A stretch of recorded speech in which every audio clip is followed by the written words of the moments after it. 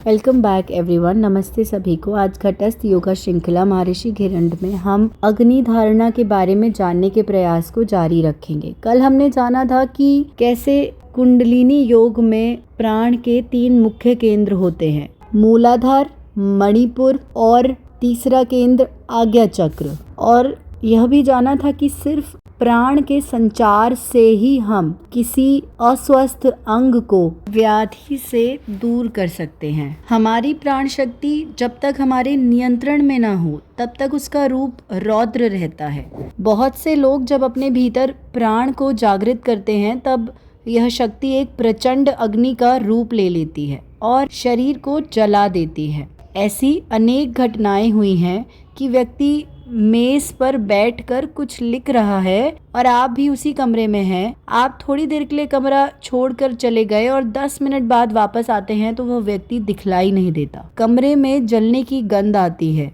कुर्सी पर राख पड़ी दिखती है, कागज नहीं जला, कुर्सी नहीं जली, शरीर ही भस्म हुआ है, दूसरा कोई पदार्थ उससे प्रभावित नहीं हुआ। ऐसे भी दस्तावेज मिले हैं जो इस बात को प्रमाणित करते हैं कि प्राण हमारे शरीर के भीतर एक प्रचंड ऊर्जा के रूप में है और जब चेतना के द्वारा प्राण पर नियंत्रण प्राप्त होता है तब यह प्राण हमारे नियंत्रण में होकर हमें सभी प्रकार की सिद्धियां और शक्तियां प्रदान करते हैं। यदि यह अनियंत्रित हो जाएं तो व्यक्ति स्वयं के लिए ही भस्मासुर बन जाता है। कुंडलिनी योग के अनुसार मणिपुर चक्र अग्नि तत्व का प्रतीक है। मणिपुर चक्र का यंत्र अधोमुखी लाल त्रिकोण है जिसके बीच में सूर्य का चित्र है। इसका वाहन मेष है। मणिपुर चक्र वास्तव में प्राण का या शक्ति का केंद्र माना गया है। स्थूल रूप में भी जब हम भोजन ग्रहण करते हैं तो पाचन कार्य का संपादन मणिपुर क्षेत्र में होता है। सूक्ष्म अवस्था में भी प्राणोत्थान या प्राण के शुद्धिकरण की अवस्था मणिपुर चक्र की जागृति के साथ आती है। यह चक्र हमारे व्यक्तित्व की क्रियाशीलता के लिए उत्तरदायी है।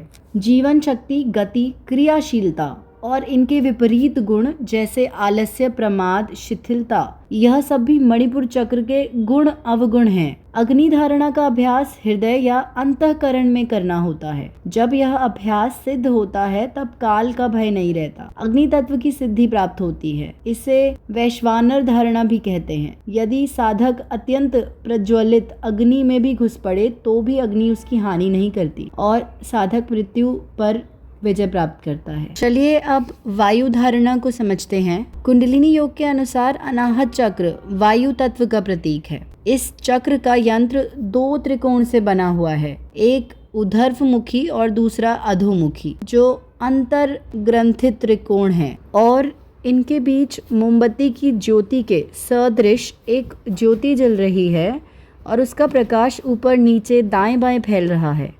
प्रकाश की 4 किरणें निकल रही हैं। इस यंत्र का बीज मंत्र यम है।